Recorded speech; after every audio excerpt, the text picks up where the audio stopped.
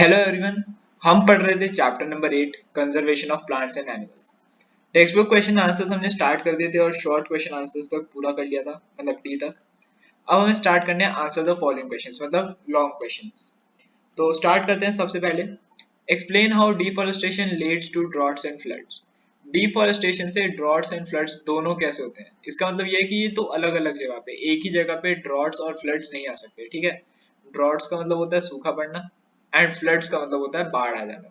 सो ये दोनों अलग अलग जगहों पे होते हैं। देखो दोनों एक दूसरे के जस्ट अपोजिट है, लेकिन दोनों का जो कॉज है वो सेम है कि जो दोनों ये दोनों जो है ये डिफॉरेस्टेशन से होते हैं, ठीक है। अब फर्स्ट फ्लडिंग देखते हैं, फ्लडिंग कैसे होती है। Due to lack of trees that bind the soil and absorb water, the deposition of soil in river bed decreases the depth of river. मतलब कि जो लैक मतलब ट्रीज की जब कमी होती है तो क्या होता है, जो सॉइल जो वो बाइंड कर रहे हैं और जो वाटर वो ऑब्जॉर्व कर रहे हैं वो कम हो जाता है, ठीक है। मतलब ट्रीज कम होंगे तो जो सॉइल है वो अच्छे से बाइंड नहीं हो पाएगा और जो वाटर है वो भी सही से एब्जॉर्ब नहीं हो पाएगा। इससे क्या होगा, जो सॉइल की जो डेपोजिशन है रिवर बेड में, वो डेप्थ, रिवर्स की डेप्थ को कम कर देगा। मतलब कि जैसे मान लो रिवर बह रही है इतनी, यहाँ इतनी डेप्थ पे, तो अब अगर सॉइल नीचे आ जाएगा तो क्या होगा, रिवर की डेप्थ कम हो जाएगी, मतलब रिवर ऊपर उठ जाएगी। और अगर रिवर ऊपर उठ जाती है तो वो लैंड पे आ जाएगी, जिसकी वजह से क्या होगा, फ्लड्स आ जाएंगे, ठीक है। सो इससे क्या होगा, डेप्थ कम होने की वजह से जो पानी है वो रिवर से बाहर आ जाएगा and this will cause floods. Next, drought. Deforestation increases the amount of CO2 in atmosphere. Deforestation से क्या होता है, जो अमाउंट है कार्बन डाइऑक्साइड का हमारे एटमॉस्फेयर में वो इंक्रीज हो जाएगा, ठीक है। क्यों? क्योंकि जो ट्रीज होते हैं वो क्या करते हैं, वो कार्बन डाइऑक्साइड एब्जॉर्ब करते हैं।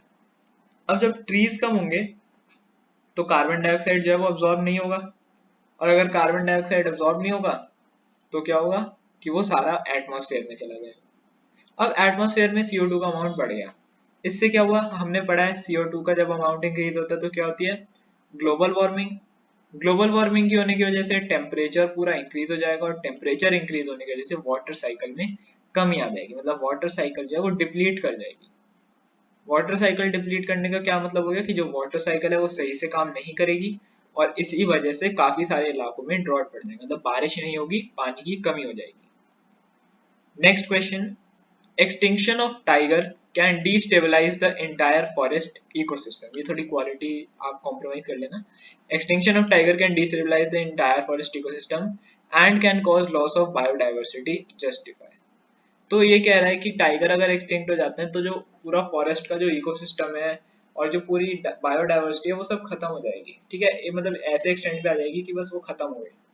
तो ये ऐसा क्यों, मतलब सिर्फ एक टाइगर के जाने की वजह से ऐसा क्या हो जाएगा?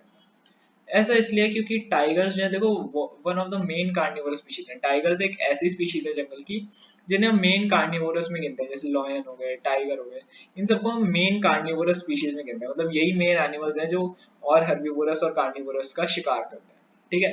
These are called as predators, ये मेन प्रेडेटर्स होते हैं कहाँ पे, फॉरेस्ट इकोसिस्टम में। अब अगर ये एक्सटिंक्ट हो जाएंगे तो क्या होगा, इनके एक्सटिंक्शन की वजह से जो हर्बीवोरस है, हर्बीवोरस जो है वो इंक्रीज हो जाएंगे, क्योंकि अब उनको खाने वाला कोई नहीं है। हर्बीवोरस स्पीशीज को खाने वाला जब कोई नहीं है तो हर्बीवोरस स्पीशीज क्या हो गए, इंक्रीज हो गई उनकी पॉपुलेशन। और अगर उनकी पॉपुलेशन इंक्रीज होगी तो उनको खाना ज्यादा चाहिए, और खाना ज्यादा चाहिए तो डिप्लीशन ऑफ प्लांट्स होगा। हर्बीवोरस क्या करते हैं, प्लांट्स को खाते हैं। अब अगर हर्बीवोरस की पॉपुलेशन बढ़ जाएगी तो प्लांट्स की पॉपुलेशन बढ़, मतलब वो प्लांट ज्यादा खाएंगे, और इससे क्या होगा, प्लांट्स की पॉपुलेशन जो है वो कम हो जाएगी। Hence, decrease in tiger population will harm the all over ecosystem of the forest. अब इससे क्या होगा, जो पूरा इकोसिस्टम था फॉरेस्ट का वो पूरा का पूरा क्या हो गया, वो डिस्ट्रॉय हो गया, ठीक है। वो पूरा इकोसिस्टम डिस्ट्रॉय हो गया जस्ट बिकॉज एक स्पीशीज के एक्सटिंक्शन की वजह से। इसीलिए जितनी भी ये स्पीशीज और जितने भी ये अलग अलग एनिमल्स होते हैं ये सब एक दूसरे के साथ लिंक्ड होते हैं। Next, third question.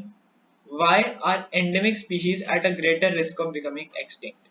जो एंडेमिक स्पीशीज हैं वह ग्रेटर रिस्क पे एक्सटिंक्ट होने के, ठीक है। मतलब कि वो कभी भी एक्सटिंक्ट हो सकते हैं। इसके क्या क्या कॉज है? अब क्या रीजंस होंगे कि भाई कोई एंडेमिक स्पीशीज नॉर्मल स्पीशीज से ज्यादा जल्दी एक्सटिंक्ट हो सकती है? मतलब जो चांसेस होते हैं एक्सटिंक्शन के वो एंडेमिक स्पीशीज के ज्यादा होते हैं, क्यों? ऐसा इसलिए होता है क्योंकि एंडेमिक स्पीशीज जो है एक रिलेटिवली छोटे एरिया में रहती है। देखो एंडेमिक स्पीशीज के बारे में हमने क्या पढ़ा था कि ऐसी स्पीशीज जो किसी भी एक पर्टिकुलर लैंड या पर्टिकुलर एरिया में रहे। पर्टिकुलर एरिया का मतलब क्या होगा कि वो वहां पे बंद है, वो उसके बाहर नहीं जा, वो उसके बाहर ना जाती है और ना जा सकती है, वो वहां पे सरवाइव नहीं कर पाएंगी। वो एक जगह पे सरवाइव करते हैं, एक जगह पे जीते हैं। अब वो ग्रेटर रिस्क में एक्सटिंक्शन की, क्यों? क्योंकि स्पीशीज अपने आप को बाहर अडाप्ट नहीं कर पाती। अगर कैंगरूज ऑस्ट्रेलिया में रहते हैं, इसका मतलब यह है कि वहां का जो एटमोसफेयर है वो उन्हें सूट कर रहा है, वो कहीं बाहर जाके नहीं रह पाएंगे। लेकिन अब वो एक्सटिंक्ट क्यों हो जाएंगे? क्योंकि वो कहीं बाहर जा नहीं सकते। और डिफॉरेस्टेशन और पॉल्यूशन से क्या होता है, उनका जो नेचुरल हैबिटेट है वो डिस्ट्रॉय हो जाएगा। मान लो ऑस्ट्रेलिया में सारे फॉरेस्ट वगैरह सब कट जाते हैं, तो क्या कैंगरूज वहां पे रह पाएंगे? नहीं रह पाएंगे। अब वहां जहां उनका घर था वो तो बचा नहीं, और बाहर वो कहीं जा नहीं सकते, तो इससे क्या हुआ? एक्सटिंक्शन हो जाएगी उनकी। ठीक है, उनका डिस्प्लेसमेंट होगा और डिस्प्लेसमेंट से they will be ultimately extinct. इसीलिए जो एंडेमिक स्पीशीज है वो ग्रेटर रिस्क है एक्सटिंक्शन की। अगर एंडेमिक स्पीशीज नहीं है, मान लो कोई नॉर्मल स्पीशीज है, तो वो क्या करेगी? अगर उसका एक होम जो है, अगर उसका कोई एक हैबिटेट डिस्ट्रॉय हो गया, तो वो किसी और हैबिटेट में जाके रह सकता है। लेकिन अगर कोई एंडेमिक स्पीशीज है तो वो नहीं रह सकता, क्यों? क्योंकि उसका एक पर्टिकुलर एरिया में ही सरवाइव करने का होता है, कि वो एक पर्टिकुलर एरिया में ही सरवाइव कर जाती है। और अगर हम वो एरिया डिस्ट्रॉय कर देंगे तो फिर वो वहां पे सरवाइव नहीं कर पाएगी। Next question: The growing human population poses a grave threat to biodiversity. Its meaning same होता है, grave threat मतलब बहुत ही बुरा इफेक्ट लाएगा बायोडाइवर्सिटी पे, इंक्रीजिंग ग्रोइंग ह्यूमन पॉपुलेशन। क्यों? जस्टिफाई करना है। तो ह्यूमन पॉपुलेशन के इंक्रीज होने से बायोडाइवर्सिटी पे बहुत ही बुरा एक थ्रेट आ चुका है। क्या रीजन है कि अगर ह्यूमन पॉपुलेशन इंक्रीज होगी तो क्या होगा कि हमें ज्यादा लैंड की जगह ज्यादा लैंड चाहिए होगा। बायोडाइवर्सिटी कैसे इफेक्ट करेगा? By taking more land. अब ज्यादा लैंड के लिए क्या होगा? ट्रीज वगैरह काटे जाएंगे, और ट्रीज काटे जाएंगे एनिमल्स की डिस्प्लेसमेंट होगी, है ना? मतलब जो पूरा इकोसिस्टम है डिस्टर्ब हो जाएगा। ट्रीज काटेंगे, वहां पे अर्बनाइजेशन करेंगे, वहां जो पहले से एनिमल्स रह रहे होंगे वो डिस्प्लेस हो जाएंगे। अब वो डिस्प्लेस हो जाएंगे तो क्या होगा कि उन्हें वापस मतलब वो कहीं और जाएंगे, तो ये पूरा इकोसिस्टम जो है ये डिस्टर्ब कर देंगे। ठीक है, अब इससे क्या हुआ? फॉरेस्ट जो है वो कट डाउन हो रहे हैं रेजिडेंशियल प्लेस बनाने के लिए। नेचुरल रिसोर्सेज जो है अलग अलग, जो अलग अलग नेचुरल रिसोर्सेज हैं, वो उनकी जो यूजेज है वो ज्यादा हो जाएगी, क्योंकि भाई ज्यादा लोग हैं तो उनको ज्यादा रिसोर्सेज की जरूरत है। ज्यादा रिसोर्सेज चाहिए तो ज्यादा फॉरेस्ट वगैरह के मतलब नेचुरल रिसोर्सेज की ज्यादा यूजेज हो जाएगी। जैसे कि फॉरेस्ट प्रोडक्ट्स हो गए, सी फूड हो गया। ठीक है, इन सब की जो यूजेज है वो बढ़ जाएगी। जस्ट एज अ काफी कॉमन एग्जांपल आप पेपर का ले सकते हो। अगर पॉपुलेशन इंक्रीज होती रहेगी तो क्या होगा? ज्यादा पेपर की जरूरत होगी, और ज्यादा पेपर बनाने के लिए ज्यादा ट्रीज को कट करना पड़ेगा। ठीक है, और सिर्फ पेपर नहीं, और भी काफी सारी चीजें जैसे मेडिसिन हो गई, फ्रूट्स वेजिटेबल्स हो गई, ये सब कहाँ से मिल रहे हैं? ट्रीज से ही तो मिल रहे हैं। तो ज्यादा पॉपुलेशन के लिए ज्यादा रिक्वायरमेंट्स होंगी, और उसके लिए ज्यादा फॉरेस्ट को कट करना पड़ेगा। ठीक है, और इसीलिए क्या हो रहा है, ये फॉरेस्ट प्रोडक्ट्स ये सब डिप्लीट हो रहे हैं to meet the ever increasing demand of human population, जो बढ़ती ही जा रही है, रुक नहीं रही है। ठीक है, इट इज कंटिन्यूसली इंक्रीजिंग। उस डिमांड को मीट करने के लिए ह्यूमन पॉपुलेशन की जो फॉरेस्ट वगैरह है वो काफी थ्रेट में। ठीक है, question 5: explain the difference between extinct, endangered and vulnerable species. वैसे मैंने आपको इसका डिफरेंस बता रखा है। क्या डिफरेंस होता है तीनों में? एक्सटिंक्ट स्पीशीज कौन सी होती है कि भाई जब कोई भी नया मतलब कोई भी उस स्पीशीज का कोई भी ऑर्गेनिज्म सरवाइव नहीं करता। ठीक है, वो मतलब हम उन्हें अज्यूम कर चुके हैं कि वो डिसअपियर हो चुके हैं। ठीक है, और उसका कोई भी मेंबर एग्जिस्ट नहीं कर रहा है इस वक्त।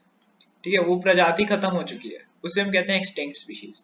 इसका एग्जाम्पल होता है डोडो, कैरेबियन मॉन्क सील, इसके अलावा पैसेंजर पिजन। ये सब क्या है? ये सब एक्सटिंक्ट स्पीशीज है। उसके बाद इंडेंजर्ड स्पीशीज। इंडेंजर्ड स्पीशीज होता है when a species faces a very high risk of extinction in the near future. ठीक है, क्या अभी इंडेंजर्ड और वल्नरेबल में ये डिफरेंस है कि इंडेंजर्ड है in the near future, near future में वो एक्सटिंक्ट हो सकते हैं। ठीक है, इसका एग्जांपल हो गया blue whale, snow leopard, tigers जो होते हैं नॉर्मल टाइगर्स, वो भी इंडेंजर्ड स्पीशीज में आते हैं। And last, vulnerable species, when a species faces a risk of extinction in the middle terms. ठीक है, मिडिल टर्म्स में या फिर मीडियम टर्म्स में। ऐसा नहीं है कि जल्दी एक्सटिंक्ट हो जाएंगे, लेकिन रिस्क है एक्सटिंक्ट होने का, जल्दी इंडेंजर्ड में आ जाएंगे, फिर इंडेंजर्ड से एक्सटिंक्ट स्पीशीज बन सकते हैं। इसका एग्जांपल क्या हो गया, चीता and sloth bear. Question 6. List 5 ways in which we as an individual can contribute to conserve forest and wildlife. देखना यहाँ पे वर्ड्स पे ध्यान देना, एज एन इंडिविजुअल, आप इंडिविजुअल के रूप में आप क्या कर सकते हो फॉरेस्ट एंड वाइल्ड लाइफ को बचाने के लिए। आप ये नहीं लिखोगे कि भाई हम नेशनल फॉरेस्ट, नेशनल पार्क्स और wild life sanctuaries, biosphere reserve ये सब बना देंगे, नहीं, एज एन इंडिविजुअल आप वो नहीं बना सकते, वो सरकार का काम है। एज एन इंडिविजुअल आप क्या क्या कर सकते हो वो हम देखेंगे। Plant more trees around our society, neighbourhood and parks. मतलब जो हमारी सोसाइटी, हमारा नेबरहुड है, हमारे आसपास जो पार्क्स वगैरह होते हैं वहाँ पे ज्यादा ट्रीज उगाना। ठीक है, उसके अलावा प्रैक्टिस रिसाइकलिंग ऑफ पेपर, जो पेपर वगैरह हम यूज कर रहे हैं, जो नोटबुक्स हम यूज कर रहे हैं, हम उन्हें ऐसे ही फेंके ना, उन्हें रिसाइकलिंग के लिए दे दें। ठीक है, वो रिसाइकल पेपर दोबारा से यूज कर सकें। Raising campaigns against illegal hunting and poaching. हम कैंपेन्स रेज कर सकते हैं कैसे, किसके अगेंस्ट, जो इलीगल हंटिंग और पोचिंग की जाती है अलग अलग पार्ट्स में हमारी कंट्री के, उसके खिलाफ हम कैंपेन्स कर सकते हैं। Voice against, raise voice against cutting of trees in our neighbourhood. अगर आपके आसपास, आपके नेबरहुड में कहीं पे इलीगल वेज में ट्रीज को काटा जा रहा है या फिर बहुत लार्ज स्केल में ट्रीज को काटा जा रहा है, तो आप उसके अगेंस्ट वॉइस रेज कर सकते हैं। एंड लास्ट थोड़ा समझना, मेकिंग कंपोस्ट पिट्स। कंपोस्ट पिट्स का क्या मतलब होता है, ये एक ऐसे गड्ढे होते हैं, ठीक है, पिट्स का मतलब गड्ढे, ऐसे गड्ढे जिसमें आप अपना वेजिटेबल वेस्ट सब डालते हो, फिर से ढक देते हो। ठीक है, बस खत्म, हमने गड्ढा किया, उसमें वेजिटेबल के वेस्ट डाले। ध्यान देना, वेजिटेबल मतलब सिर्फ बायोडिग्रेडेबल वेस्ट हमने उसमें डाला और उसने ढक दिया। ठीक है, कुछ टाइम बाद, कुछ टाइम मतलब बहुत टाइम बाद क्या होगा कि वो जो जो वेजिटेबल वेस्ट था वो सब डिकम्पोज होके क्या हो जाएगा, ऑर्गेनिक, मतलब एज अ मैन्योर वो काम करेगा, न्यूट्रिशन इंक्रीज कर देगा। ठीक है, जो आप जहाँ पे आपने उसे ग्रो किया, वो जो लैंड होगा वो थोड़ा फर्टाइल हो जाएगा। तो इससे क्या हुआ, जो लैंड है उसमें न्यूट्रिशन आ गया, और वो जो आपका वेजिटेबल वेस्ट वगैरह था वो सब भी डिकम्पोज हो गया, वो भी सही से मैनेज हो गया। So that is making compost pits. इसी के साथ हमने लॉन्ग क्वेश्चन आंसर्स खत्म कर लिए हैं chapter number 8 conservation of forest and wild life के। इसके बाद हम करेंगे इसके एक्स्ट्रा क्वेश्चंस।